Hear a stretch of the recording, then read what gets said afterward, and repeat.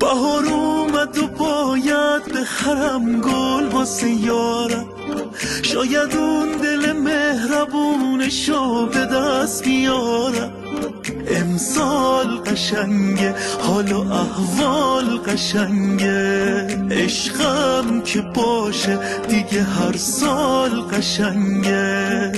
چشمای نگار، عطر موی یار، همش به کنار دست من میده با خنده کار.